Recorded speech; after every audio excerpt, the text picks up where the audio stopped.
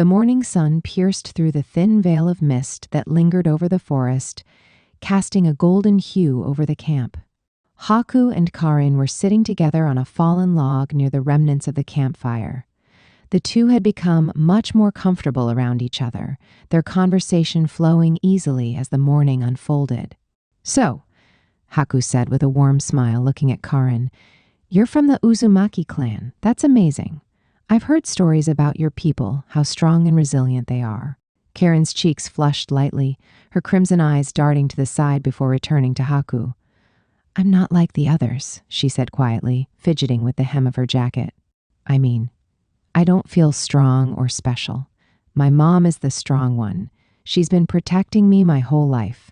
Haku tilted his head slightly, his gentle demeanor unchanging. "Strength comes in many forms," he replied. "Sometimes surviving and staying true to yourself is the greatest strength of all." "And you've survived, haven't you?" Karin's lips curled into a shy smile. "I guess you're right," she said softly. "What about you? You seem so calm, like nothing bothers you. How do you do that?" Haku chuckled, his dark eyes sparkling with amusement. "I'm not sure," he admitted. "Maybe it's because I've had someone to follow. Zabuza gave me purpose when I had none. I owe him everything." Karin looked at him curiously. "Is it hard, living like this? Always moving, always fighting?" "It can be," Haku said, his tone thoughtful. "But it's the path I've chosen. And as long as I can protect the people I care about, it's worth it." Karin glanced at her mother, who was quietly speaking with Suzumebachi a short distance away. Her expression softened as she looked back at Haku. "I think I understand," she said. "It's about loyalty, isn't it?" Haku nodded. "Exactly. Loyalty and love can give you strength even in the darkest times." Standing nearby, Kimimaro listened silently, his green eyes scanning the surroundings. His bone blade rested loosely in his hand, but his stance remained sharp and ready. He glanced at the pair, his gaze lingering on Haku for a moment before returning to the forest. "You two talk too much," he said finally, his voice flat but without malice. Haku turned and gave him a small smile. "You're just not used to friendly conversations, Kimimaro." Kimimaro's expression didn't change, but there was a flicker of something in his eyes, perhaps amusement. "I'm used to listening," he said simply. Karin looked at him curiously. "You're always so serious," she said. "Don't you ever relax?"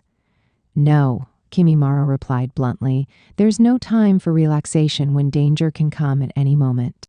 Haku chuckled softly. "That's just Kimimaro, always vigilant." A voice broke the calm. "Nice of you to finally wake up, Lord Zabuza," Shinichi drawled, his tone a mix of respect and mockery. He leaned against a tree, twirling his bone shard lazily. His eyes were dark and sunken, clear evidence that he hadn't slept all night. Zabuza emerged from his tent, rubbing the back of his neck and giving Shinichi a sharp look. "Why didn't you wake me?" he asked, his voice gruff. Shinichi shrugged nonchalantly. "You were snoring like a baby. Figured you needed the rest." The other Kaguya warriors chuckled quietly among themselves, but Shinichi's lips curled into a faint grin.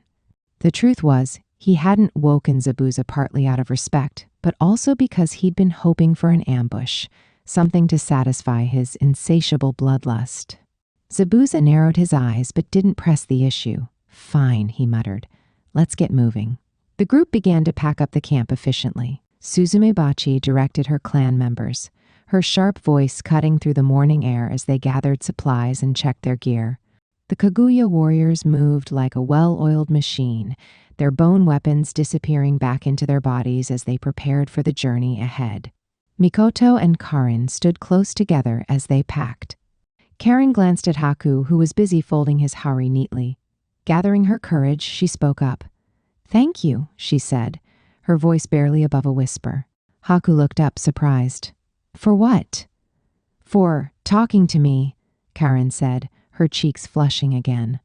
"It's been a long time since I've had someone to talk to like that." Haku smiled warmly. "I enjoyed it too. We'll have plenty of time to talk more." Karin's smile grew, and for the first time, she seemed at ease. The group soon assembled, ready to continue their journey. Zabuza stood at the front, his massive executioner's blade slung over his shoulder, while Suzumebachi walked just behind him, her sharp eyes scanning the forest ahead. Haku and Karin walked side by side, with Kimimaro trailing behind them, ever vigilant. As the group moved deeper into the forest, the tension remained palpable. Though the morning had been uneventful, there was an unshakable feeling that the peace would not last. Hey guys, thanks for tuning in for Chapter 6. Chapter 7's on its way. And let me know what you guys think about the length of the videos. I don't know if you guys would like them to be longer, shorter even. Let me know what's going through your guys' head. And if you guys are enjoying, just like it and subscribe. See you guys on the next one. Things are about to get a little crazy.